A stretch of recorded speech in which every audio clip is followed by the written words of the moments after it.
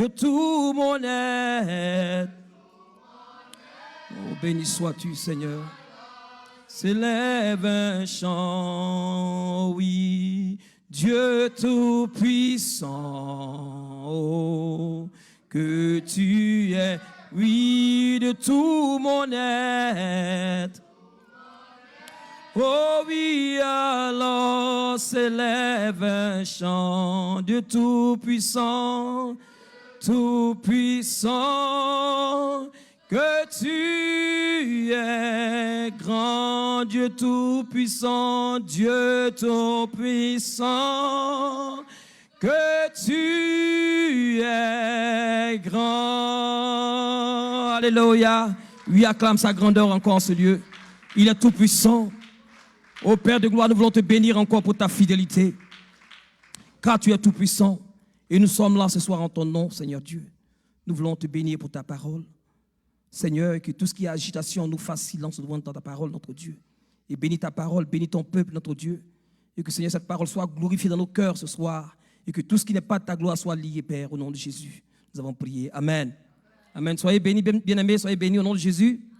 Voilà, nous sommes là encore ce soir dans la présence du Seigneur. Et le Seigneur veut nous parler. Alors, je voulais rapidement qu'on tourne la parole ce soir. Nous lit dans Exode 19. Je voulais parler ce soir des principes importants pour notre relation avec le Seigneur. Tout à l'heure, la prophétie est tellement importante. Il faut faire attention. Il faut faire attention parce que le Seigneur attend de vanner, faire un tri. L'enfant de Dieu doit vraiment faire attention et s'attacher au Seigneur.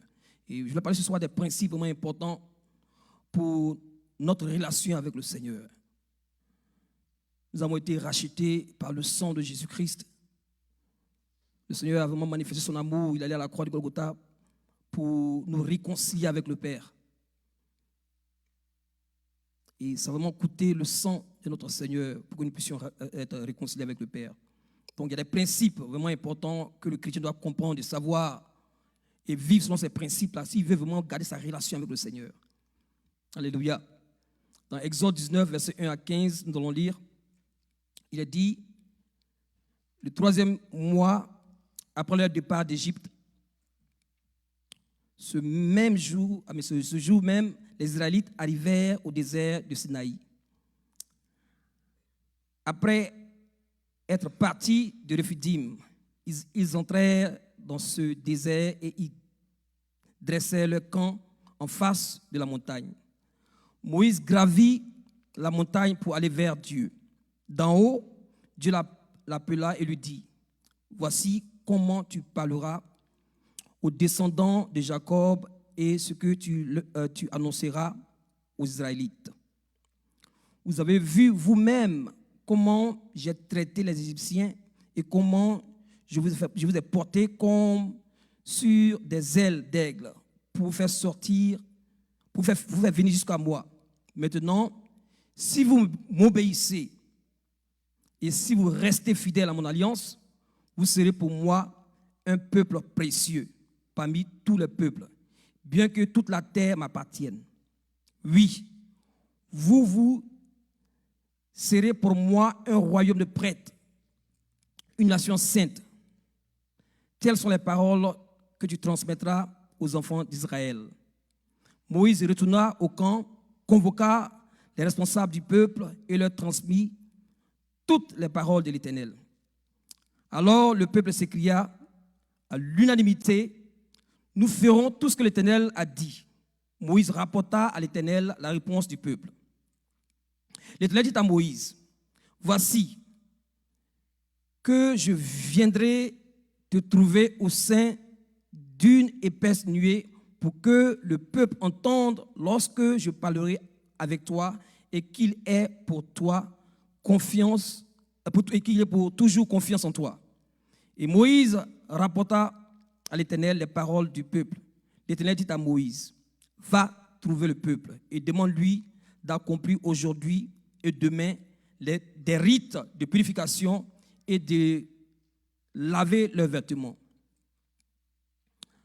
Qu'ils se tiennent prêts pour après-demain, car ce jour-là, je descendrai sur la montagne de Sinaï à la vue de tout le peuple.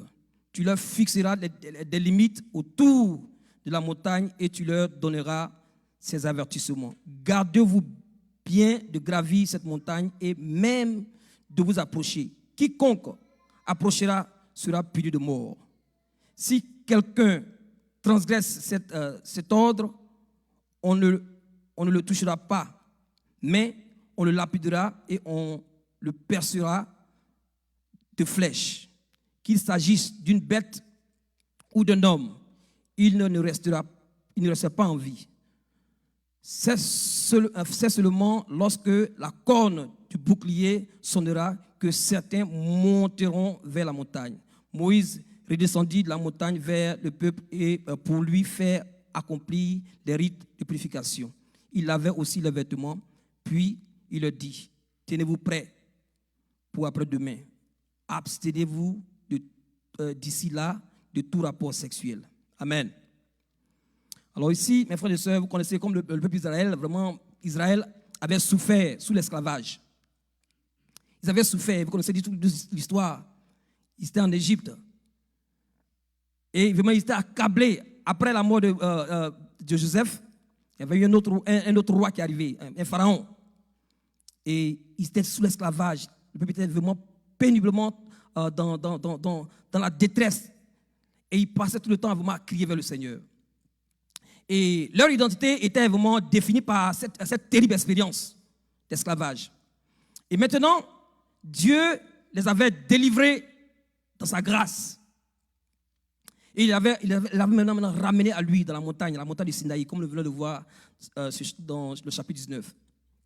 Et le peuple avait besoin de se considérer comme un royaume de sacrificateurs, une nation sainte.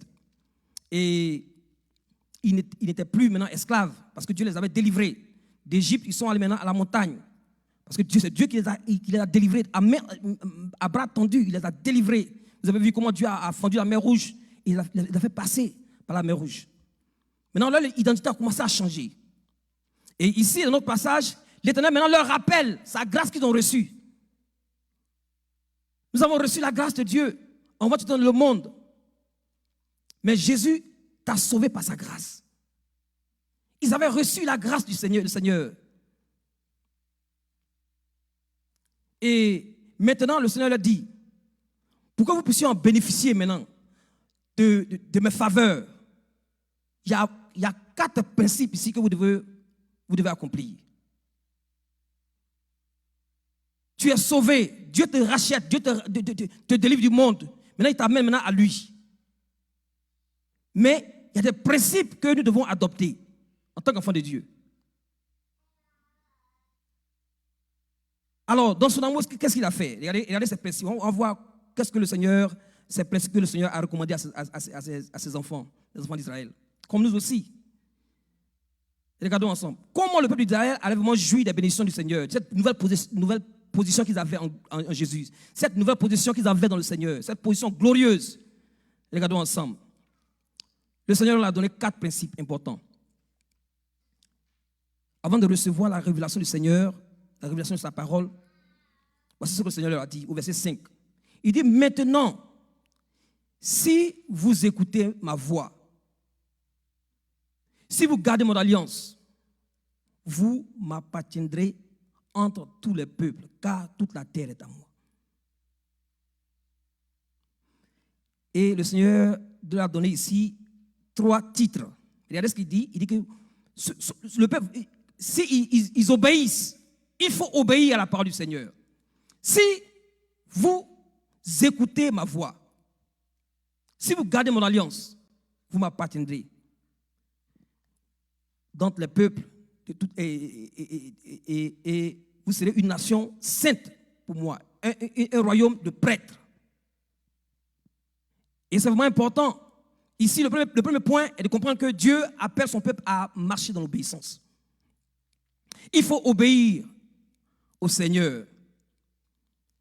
Il faut lui obéir parce qu'il t'a racheté. Il faut lui obéir parce que tu n'étais pas un peuple. Maintenant, tu es devenu son peuple. Tu lui maintenant appartiens. Il a fait de toi un sacrificateur, un royaume de sacrificateurs. Il a fait de toi maintenant un sacerdoce royal. Tu dois maintenant marcher dans l'obéissance. à la parole de Dieu. On ne peut pas dire qu'on est enfant de Dieu et on refuse de marcher dans l'obéissance. Et il était important pour Israël de comprendre cela. Il leur demande d'avoir cette bonne volonté d'obéir. Nous devons avoir la bonne volonté d'obéir à Dieu. Cette bonne volonté, parce que Jésus lui-même, quand il est arrivé sur la terre, qu'est-ce qu'il a fait? La Bible dit qu'il a obéi jusqu'à la mort de la croix. Jésus a marché dans l'obéissance à la parole du Seigneur. Et c'est le devoir de chaque enfant de Dieu de marcher dans l'obéissance à la parole de Dieu. Et quand Moïse est allé au camp pour leur dire, il a convoqué les anciens et il a leur transmis la parole du Seigneur. Et la Bible déclare qu'au verset 8, alors le peuple s'écria à l'unanimité, nous ferons tout ce que l'Éternel a dit. Mais souvent, je me suis posé la question, est-ce que le peuple a vraiment évalué la réponse qu'ils avaient donnée au Seigneur? Parce qu'il ne faut pas dire oui. La Bible dit qu'il faut faire attention. Quand tu fais un vœu à l'Éternel, il faut s'assurer que tu accomplisses ce vœu-là. Et les enfants d'Israël, ils ont dit oui, c'est bien, c'est une bonne réponse. Mais est-ce qu'ils ont marché selon la volonté du Seigneur? C'est bien de dire oui au Seigneur, mais est-ce que ton cœur est prêt à vivre selon la volonté du Seigneur? Le Seigneur désire que tu puisses vivre selon sa volonté. Alors ce peuple dit, ils ont dit à l'unanimité, oui, nous ferons tout ce que l'Éternel a dit. Et la Bible dit que Moïse rapportait à l'Éternel la réponse du peuple. Il a dit, le peuple informé par les anciens, ils ont agi avec beaucoup d'enthousiasme. Ils étaient vraiment contents, oui, on va le faire, on va le faire. Mais est-ce qu'ils étaient vraiment prêts? Est-ce qu'ils ont pesé la lourdeur de ce que le Seigneur leur demandait? Et c'est des principes que nous devons prendre conscience. Quand tu viens au Seigneur, mets-toi dans la tête que tu t'abandonnes totalement. Il y a un changement, ta vie doit changer. Tu ne veux pas dire que tu es dans le Seigneur et tu refuses d'obéir à sa parole. Beaucoup de personnes acceptent le Seigneur, mais ils ne sont pas vraiment engagés à vivre selon le Seigneur. Le Seigneur exige une obéissance à sa parole. Il exige une obéissance à sa parole. L'obéissance, mes frères et sœurs, c'est la soumission volontairement, une soumission volontaire à la parole de Dieu. Regardez dans Deutéronome 5, verset 33, ce qu'il est dit. Il dit, le Seigneur qui parle, il dit, vous suivrez entièrement la voie que l'Éternel, votre Dieu, vous a prescrit, afin que vous viviez et que vous soyez heureux, et afin que vous prolongiez vos jours dans le pays dont vous aurez la possession. Vous voyez. Donc, on voit vraiment l'importance de l'obéissance à la parole du Seigneur. À plusieurs reprises, le Seigneur faisait que répéter par Moïse ce que les enfants d'Israël devaient faire. Ils devaient marcher dans l'obéissance. Ils devaient marcher dans l'obéissance. Obéir à Dieu, c'est vraiment se soumettre à lui. Obéir à Dieu, c'est vraiment s'abandonner totalement et faire ce qu'il veut qu'on fasse. Pas ce que nous voulons faire. Quand nous faisons ce que nous voulons faire, nous agissons contrairement à la volonté du Seigneur. C'est pourquoi il est vraiment important de se demander, Seigneur, qu'est-ce que tu veux que je fasse? Dans toute situation, demande au Seigneur, qu'est-ce que tu veux que Seigneur je fasse? Parce qu'il t'appelle à l'obéissance. Deutéronome 28, verset 1. Ici, pour recevoir même les bénédictions du Seigneur, tant que nous ne nous soumettons pas à la volonté du Seigneur, ne soumettons pas à sa parole, nous ne pouvons pas être bénis. Regardez Deutéronome 28, verset 1, il a dit, si tu obéis, donc on voit qu'il y a une condition. La condition est là.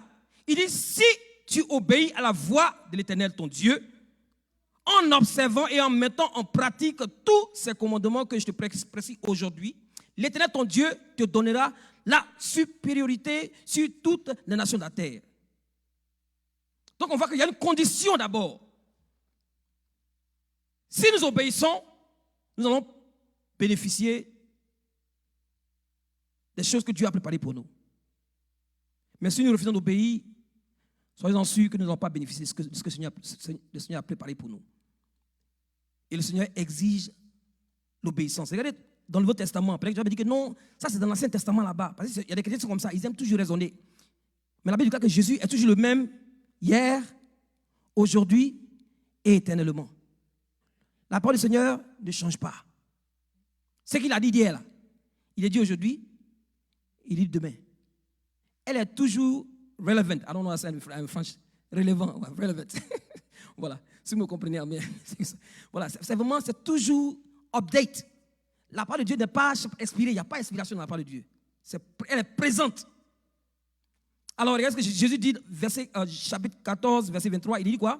Il dit, Jésus leur répondit, si quelqu'un m'aime, il gardera ma parole, et mon Père l'aimera.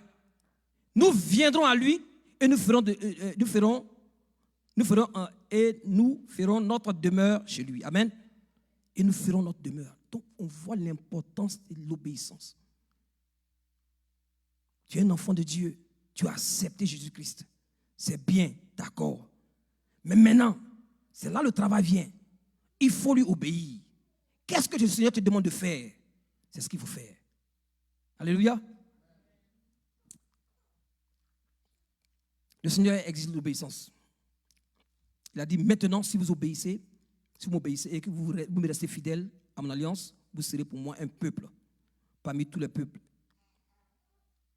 Bien que toute la terre m'appartient. Oui, vous serez pour moi un royaume de prêtres. Nous devons comprendre que vraiment l'obéissance au Seigneur démontre que nous sommes son bon trésor. Quand tu obéis au Seigneur, tu démontres que vraiment tu lui appartiens. Quand tu obéis au Seigneur, tu démontres que vraiment tu es ce sacerdoce royal. Quand tu obéis au Seigneur, tu démontres que vraiment que tu as été mis à part. Tu es mis à part pour Dieu. Comme j'ai tendance à dire, mes frères et sœurs, de la seule manière, les gens du dehors vont voir que nous ne sommes pas mêmes. Ils doivent voir en nous cette différence. Et cette différence qui va leur permettre de vraiment de venir à Jésus-Christ. Mais s'ils ne voient pas en nous la différence, ils ne voient pas en nous, hein, ils voient que nous agissons de la même manière qu'eux ils agissent. Mais comment est-ce qu'ils vont venir au Seigneur? Tu es un témoignage là où tu te trouves, là où tu travailles, là où tu habites. Tu es un témoignage du Seigneur. Donc, en obéissant, quand les gars voient, ils disent, mais celui-là, il est différent de nous. Attends, je vais aller voir, je vais chercher à lui parler. Vous voyez? Donc, il est vraiment important d'obéir à la parole du Seigneur. Et je prie que cette année, l'année la plus surnaturelle, que le Seigneur arrose chaque membre de l'église de la Grande Moisson à avoir l'esprit d'obéissance. Et c'est ma prière pour vous, mes frères et sœurs. Alléluia. Alors, le deuxième principe ici, regardons ensemble le deuxième principe. Donc, le premier principe, c'est quoi, mes frères et sœurs? C'est l'obéissance. Le Seigneur, il n'y a pas de négociation là-dedans. Il ne négocie pas avec nous. Il dit, si tu obéis, tu vas recevoir. Mais si tu n'obéis pas, tu ne vas pas recevoir. Ce n'est pas une option que le Seigneur nous donne. Nous devons obéir à sa parole. Alléluia. Deuxième principe que le Seigneur donne ici. Verset 9, il dit quoi? Il dit, voici, je viendrai vers toi dans une épaisse nuée, afin que le peuple entende quand je te parlerai. Amen. Le deuxième principe ici, mes frères et sœurs, c'est d'être sensible à la voix du Seigneur. Le Seigneur veut que son peuple puisse entendre sa voix, d'être sensible à sa voix. Être sensible à la voix du Seigneur. Ici, voici l'ancien Bana qui est là-bas.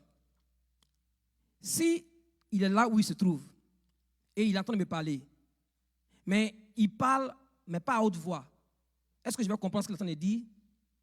Non. Mais si je me rapproche de lui, je pourrais entendre ce qu'il est en train de me dire. Amen. Le Seigneur nous appelle, mes frères et sœurs, à pouvoir entendre et être sensible à sa voix. Être sensible à sa voix. Je me rappelle une fois, je devais aller faire mon permis de conduire et je me demandais comment ça allait se passer. Et c'est comme si j'entendais le Seigneur qui me disait, il faut aller maintenant. Va maintenant. Parce que si tu attends plus tard, ça va être plus difficile. Tu vois, quand tu es dans cette relation avec le Seigneur, quand tu marches dans l'obéissance à sa parole, mon frère et ma soeur, quel que soit le bruit autour de toi, le Seigneur peut te parler. Parce que tu es attentif à sa voix. Je ne sais pas si vous me saisissez. Quand tu es dans, c'est-à-dire quand tu es dans la communion avec le Seigneur peut te parler. Parce que comme tu marches dans l'obéissance à sa parole et que tu es sensible, et que tu es dans sa communion avec lui, tu peux être sensible à sa voix pour entendre ce qu'il veut que tu fasses. Être sensible à la voix du Seigneur est vraiment important en tant qu'enfant de Dieu. Dieu veut que nous puissions être sensibles à sa voix. Il a dit à Moïse, je viendrai vers toi dans une épaisse nuée, afin que le peuple entende quand je te parlerai. Afin qu'il puisse avoir confiance en toi. Pourquoi? C'est vraiment important que le Seigneur fasse cela, pour que le peuple puisse croire que vraiment l'Éternel a parlé à Moïse. Si le Seigneur n'avait pas fait cela, Moïse il dit souvent ce qu'il veut. Ça ne veut pas de Dieu. Le Seigneur a voulu que ce peuple puisse voir que Dieu effectivement parlait à Moïse, pour qu'il puisse vraiment recevoir la parole du Seigneur. Mais le Seigneur veut que nous puissions, mes frères et sœurs, être sensibles à sa voix. Être sensibles à sa voix. Et être sensible, c'est une affection, vraiment avoir une affection sincère avec Dieu, au travers de sa parole. Non seulement une affection sincère pour Dieu, mais aussi pour sa parole. Si tu n'as pas d'affection sincère pour Dieu, pour sa parole, il te sera vraiment difficile d'entendre le Seigneur. Tu peux lire, mais pendant que tu lis la parole de Dieu, le Saint-Esprit te parle. Je ne sais pas si ça vous arrive. Pendant que tu es à la maison, tu es en train de lire la parole et le Saint-Esprit te parle. Mais c'est parce que pourquoi? D'abord, tu as un cœur obéissant et tu es sensible à la voix du Seigneur. Tu es sensible pour entendre la voix du Seigneur quand il parle. Et sans l'obéissance, sans un cœur obéissant, c'est vraiment difficile d'être sensible à la voix du Seigneur. C'est dans l'obéissance à la parole de Dieu que la sensibilité se développe. Dans l'obéissance à la parole de Dieu que nous puissions vraiment avoir cette sensibilité d'entendre le Seigneur lorsqu'il nous parle. C'est dans une intimité. Et le Seigneur, Jésus a dit dans Jean 10, verset 7, il a dit, « Mes brebis entendent ma voix, je les connais et elles me suivent. » Mes brebis entendent ma voix, je les connais et elles me suivent. Vous connaissez, comme un berger, souvent il fait du bruit, mais parce que ces brebis ont passé le temps avec lui, ces brebis connaissent sa voix. Donc, même quand elles sont loin et qu'il fait un bruit, elles savent déjà que c'est vraiment leur berger qui leur parle. Mes brebis entendent ma voix et elles me suivent. Il dit, je le connais. Donc, il est vraiment important pour nous d'être sensibles à la voix du Seigneur. C'est vrai que tu vas aller quelque part, les gens vont te dire, non, il n'y a pas de problème, faisons ça. Faisons cela. Mais le Saint-Esprit te parle, il va dire, non, ma fille, mon fils, il ne faut pas faire ça. Mais si tu ne cultives pas cette vie d'obéissance avec le Seigneur, tu n'as pas cette relation d'intimité avec le Seigneur, comment tu pourras entendre la voix du Seigneur? Et c'est pourquoi nous devons faire attention, mes frères et sœurs. Le Seigneur veut que nous puissions être sensibles. Pourquoi? Parce qu'il veut à tout temps nous parler. Il veut toujours nous instruire sur la voie que nous devons suivre, que ce soit dans notre foyer en tant que couple, que ce soit au travail, avec nos enfants. Le Seigneur est toujours en train de nous parler. Mais si tu n'es pas sensible à sa voix, si tu n'es pas sensible pour entendre sa voix, tu vas faire ce qui est contraire à la volonté du Seigneur. Mais cela se développe dans une vie d'intimité, dans une vie d'obéissance à la parole de Dieu. Alléluia. Jésus a dit, mes brebis entendent ma voix et elles me suivent. Regardons dans 2 Chroniques 33, verset 10. Parce que si nous n'obéissons pas, cela peut être vraiment désastreux, je veux dire désastreux. Voilà. Dans 2 Chroniques, verset 33, verset 10, 2 Chroniques 33, verset 10, il est dit, l'Éternel parla à Manassé et à son peuple, et il n'y fit point attention. Amen.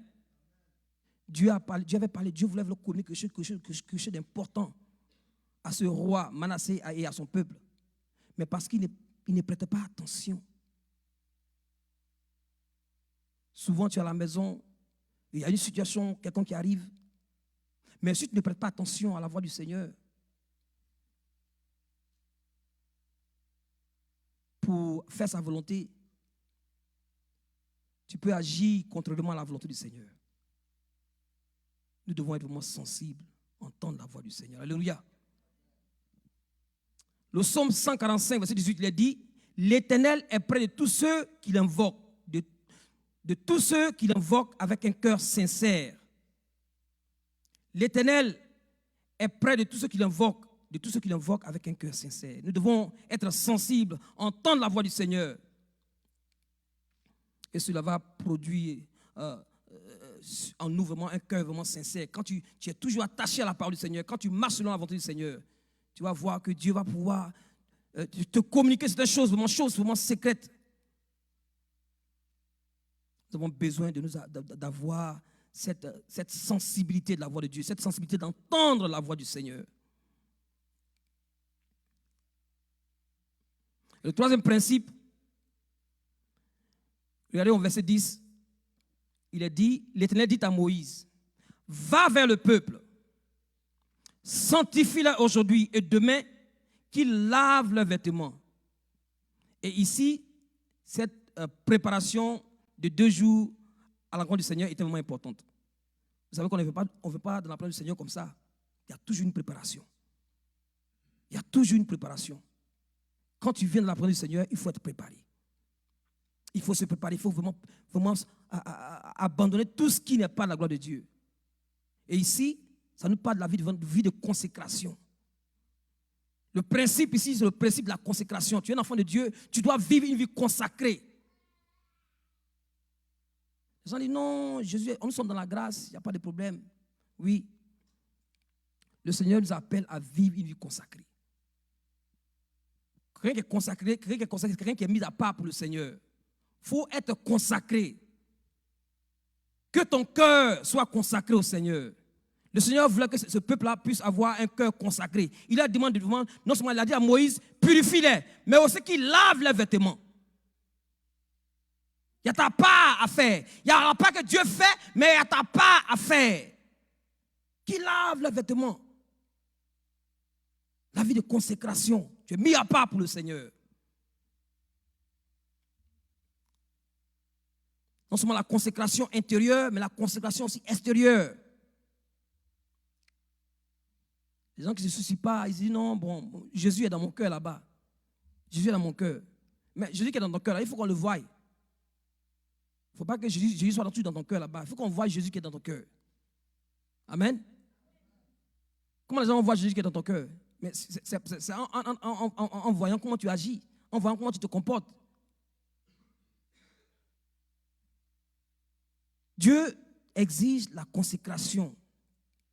La Bible déclare que sans la sanctification, nul ne peut voir Dieu. Tu peux être un enfant de Dieu et vivre dans la débauche, vivre dans le péché. Sans la sanctification, nul ne verra le Seigneur. Regardez, et c'est ce que Jacob a fait. Regardez ce que Jacob a fait. Dans Genèse 35, verset 1 à 2, il est dit, Dieu dit à Jacob, lève-toi, monte à Bethel et demeure-y. Là, tu dresseras un autel au Dieu qui t'a apparu lorsque tu fuyais Ésaü, ton frère. Jacob dit à sa maison et à tous ceux qui étaient avec lui, ôtez les dieux étrangers qui sont au milieu de vous. Purifiez-vous et changez vos vêtements. Amen. Il y a une préparation avant de rencontrer le Seigneur. Il fallait ôter les idoles étrangers qui étaient au milieu d'eux. Parce que Dieu devait les visiter. Il fallait se purifier. Il fallait changer les vêtements. Il y a une préparation à faire, mes frères et sœurs. Il fallait se débarrasser de tout ce qui était idole. C'est quelle idole que tu as dans ta vie, dans ta maison? Parce que quand Dieu a parlé à Jacob, Jacob allait dire à sa famille,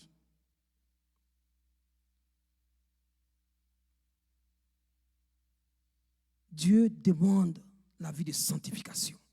Tout ce qui n'est pas la gloire de Dieu dans nos vies, nous devons ôter tout ce qui n'est pas la gloire de Dieu dans nos vies. Parce que tu es un peuple particulier. Parce que tu lui appartiens.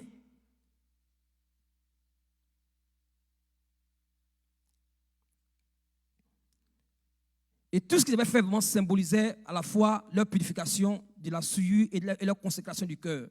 Que nos cœurs vraiment soient vraiment consacrés au Seigneur. Parce que si ton cœur est vraiment consacré au Seigneur, mes frères et sœurs, il y a certaines choses que nous n'allons pas faire. Nous n'allons pas suivre le monde. Quand le monde va à gauche, toi tu vas à droite. Pourquoi? Parce que tu n'es pas là pour suivre le monde. Le Seigneur nous appelle à vivre dans une vie de consécration, que nos cœurs lui soient consacrés.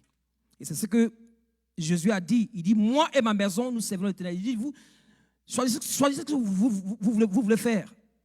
Mais moi et ma maison, nous allons servir l'Éternel. Dans Romains 12, verset 1 à 2, il a dit, Paul qui parle ici, il dit, je vous exhorte donc, frères, par la compassion de Dieu, à offrir vos corps comme un sacrifice vivant, saint, agréable à Dieu, ce qui sera de votre part un culte raisonnable. Ne vous conformez pas au siècle présent, mais soyez transformés par le renouvellement de l'intelligence, afin que vous discerniez quelle est la volonté de Dieu, ce qui est bon, agréable et parfait. Donc on voit ici clairement que Dieu a une volonté. On ne doit pas se conformer. Tu es un enfant de Dieu, tu ne dois pas te conformer. Tu es un peuple mis à part pour Dieu. Tu es un peuple sanctifié. Tu es un peuple qui représente le royaume de Dieu. Tu dois ne dois pas te conformer à ce monde présent. Mais tu dois toujours avoir le renouvellement d'intelligence afin que tu puisses discerner quelle est la volonté du Seigneur. Il est vraiment important, mes frères et sœurs, si nous voulons vraiment garder notre relation, si nous voulons maintenir notre relation avec le Seigneur, ces principes-là vraiment sont très importants. Marcher dans l'obéissance à la parole du Seigneur, être sensible à sa voix et avoir un cœur consacré, un cœur mis à part pour le Seigneur. Amen. Dans Hébreux 10, verset 22, il est dit, approchons-nous donc de Dieu avec un cœur sincère, avec une pleine assurance que dans la foi, le cœur purifié de toute mauvaise conscience, le corps lavé d'une eau pure.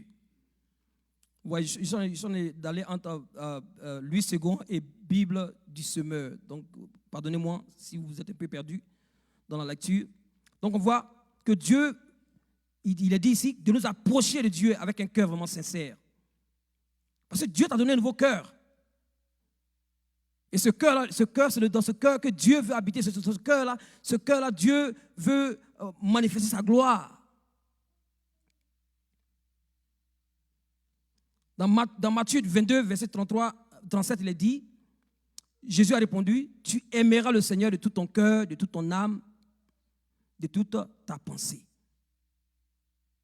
Quand tu vis une vie de consécration, quand ton cœur est consacré au Seigneur, tu vas pouvoir vraiment aimer Dieu de tout ton cœur, de toute ton âme et de toute ta pensée. Notre amour pour le Seigneur se démontre dans une vie de consécration. Ton amour pour le Seigneur doit se démontrer dans une vie de consécration. C'est comme quelqu'un qui dit, bon, il est marié à sa femme, mais il n'est pas fidèle. Parce qu'être consacré, ça veut dire que vraiment tu es attaché à cette personne. Quand tu aimes le Seigneur, tu es attaché à lui. Tu lui es consacré. Tu ne peux pas avoir un pied dedans, un pied dehors. Tes pieds doivent être engagés pour le Seigneur. Vivre selon le Seigneur. Nous allons voir le dernier principe. Et je pense que c'est le principe le plus important ici, mes frères et sœurs. Regardez ce qu'il est dit au verset 12. Il a dit, tu fixeras au peuple des limites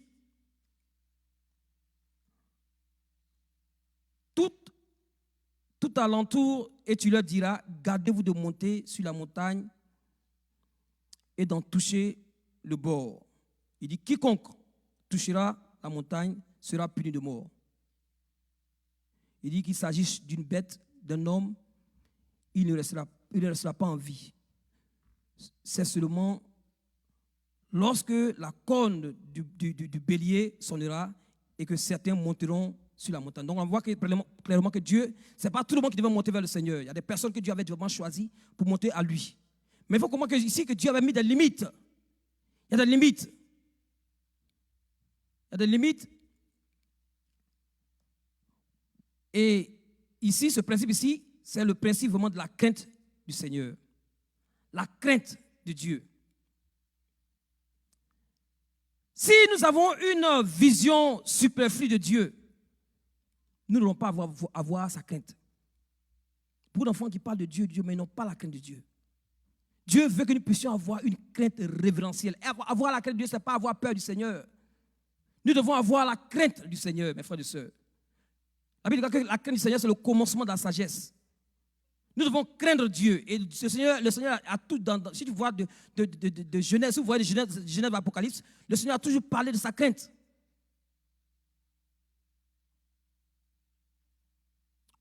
On ne considère plus Dieu comme Dieu. On a dit tout à l'heure que Dieu est tout puissant. Dieu est tout puissant. Nous devons avoir la crainte du Seigneur, mes frères et sœurs. Et cette crainte doit nous empêcher de vivre dans le péché. Doit nous empêcher de vivre dans le péché. Il a dit, regardez comment Dieu s'est manifesté au verset 16 jusqu'au verset 19. Il a dit le troisième jour, au matin, il y eut un tonnerre, des éclairs et une épaisse nuée sur la montagne. Le son de la trompette retentit fortement et le peuple qui était dans le camp fut saisi d'épouvante. Moïse fit sortir le peuple du camp à la rencontre de Dieu. Et ils se placèrent en bas de la montagne. La montagne de Sinaï était toute en fumée parce que l'Éternel était descendu au milieu du feu. Cette fumée s'élevait comme la fumée d'une fournaise. Et toute la montagne tremblait avec violence. Le son de la trompette retentissait de plus en plus fortement. Moïse parlait et Dieu lui répondait à haute voix. Amen. La crainte de Dieu. Est-ce que nous avons la crainte du Seigneur? Est-ce que nous avons la crainte du Seigneur? Oh, parce que Jésus est mon ami, mon ami. On traite Jésus comme notre ami, notre petit camarade. Non, mes frères et sœurs, il est le Dieu Tout-Puissant. Nous devons avoir la crainte du Seigneur. Nous devons avoir vraiment une crainte, vraiment cette crainte vraiment révérentielle pour le Seigneur, afin de nous détourner du péché. Parce que si tu crains le Seigneur, c'est des choses que tu dois éviter. Pourquoi? Parce que tu lui appartiens. Tu ne vas pas faire comme tout le monde. Parce que tu as la crainte de Dieu en toi. Quand tu as la crainte de Dieu en toi, il y a des choses, tu vas dire non, je ne fais pas ça. Pourquoi? Parce que j'appartiens au Seigneur. Ma vie lui appartient. Mon corps lui appartient. Mais quand tu as une vision superficielle de Dieu, tu penses que Dieu est ton camarade. Il n'y a pas de problème en la chose. Non, non, non. Non. C'est que ce n'est pas le vrai Dieu, ce n'est pas le Dieu de la Bible. Parce que tu n'as pas une vision biblique du Seigneur. Quand tu connais le Seigneur, tu auras sa crainte. Et tu vas te détenir de tout ce qui est mal. Mes frères et sœurs, si nous avons cette vision superficielle de Dieu, nous allons vivre sans vraiment craindre le Seigneur. Mais si nous avons une vision claire du Seigneur, nous allons vivre dans la crainte. Regardez pourquoi Moïse a dit aux enfants d'Israël, dans Exode 20, verset 20, il est dit, Moïse répondit, n'ayez pas peur. Si Dieu est venu ainsi, c'est pour vous mettre à l'épreuve et pour que vous le craigniez afin de ne pas pécher. La crainte de Dieu nous empêche au moins de vivre dans le péché. Quand tu crains le Seigneur, tu vas faire attention à ce que tu n'as pas fait. Tu vas dire non. Parce que je crains Dieu, je ne vais pas faire ça. Vous vous rappelez Moïse, Joseph, quand la femme de Potiphar était venue le tenter, qu'est-ce que Joseph a fait? Joseph a fui. Pourquoi? Parce qu'il avait la crainte de Dieu en lui.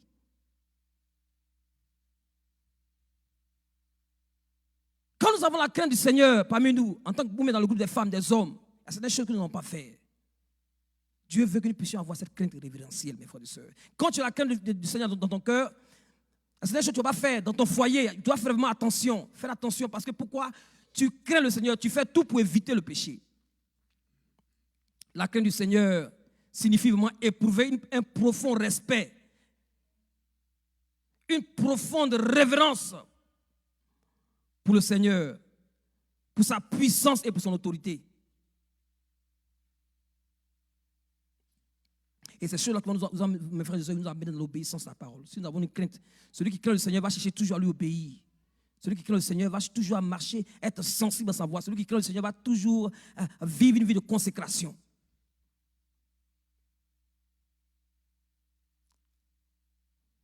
Donc, mes frères et sœurs, voici ces 4 points-là.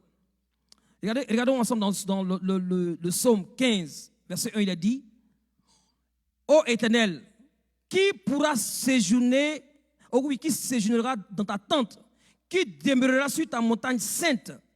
Il dit: celui qui marche dans l'intégrité, qui pratique la justice et qui dit la vérité selon son cœur. Il ne calomnie point avec sa langue, il ne fait point de mal à son semblable. Il ne jette point l'opprobre sur son prochain. Il regarde avec dédain celui qui est méprisable. Mais il honore ceux qui craignent l'Éternel. Il ne se retrace point s'il fait un serment à son préjudice. Alléluia.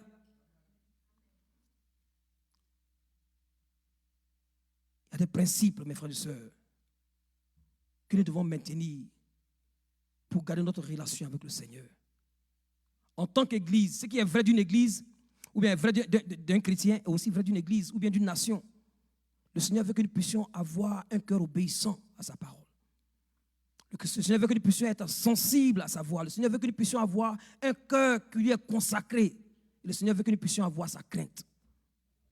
Et s'il n'y a pas de crainte dans l'Église, la crainte du Seigneur, l'ennemi peut rentrer et faire du n'importe quoi.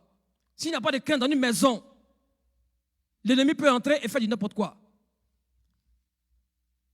Nous devons, mes frères et sœurs, chercher à observer ces principes-là. Si nous voulons voir la présence de Dieu, parce qu'il a fallu que l'enfant d'Israël se prépare pour que Dieu puisse habiter parmi eux. Dieu veut habiter parmi son peuple. Mais quelle est notre attitude vis-à-vis du Seigneur? Quelle est notre attitude vis-à-vis de sa parole?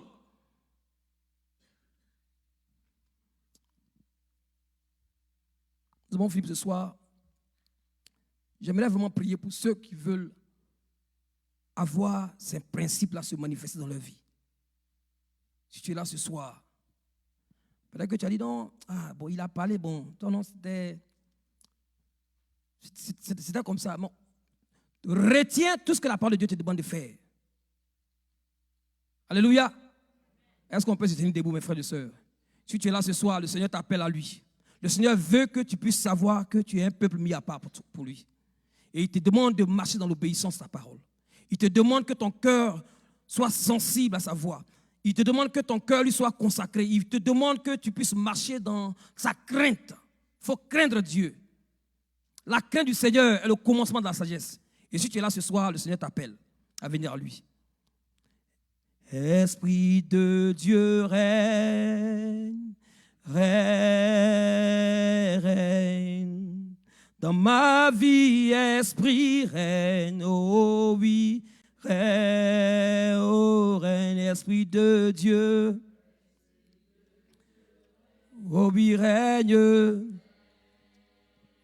oh oui, dans ma vie. Oh oui, Seigneur, oh, oh, onction de Dieu. Oh oui, règne. Oh oui, dans ma vie. Oh oui, Seigneur, règne. Alors, si tu es là ce soir, tu peux venir. Nous allons prier pour toi. Tu veux vivre la vie d'obéissance. Et ce n'est pas par ta force. Tu te poses la question, mais comment je peux vivre la vie chrétienne? Mais c'est par le Saint-Esprit. Et tu es là ce soir, tu n'as pas la force vraiment pour obéir au Seigneur. Tu essaies de faire tout par tes propres forces. Le Saint-Esprit t'invite à venir ce soir.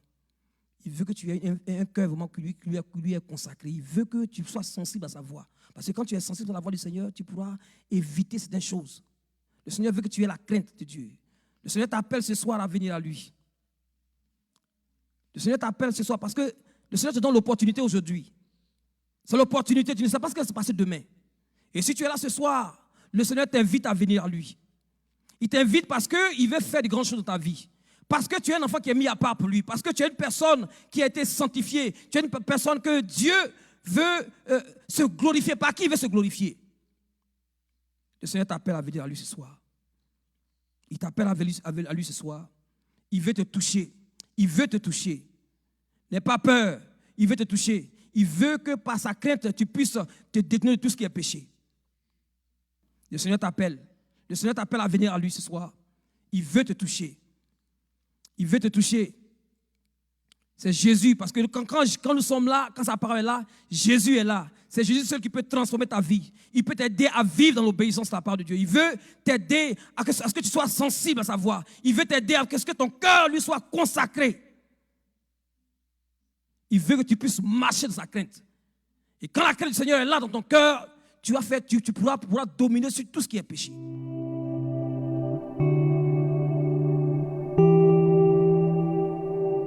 Alléluia. Merci Seigneur pour ça.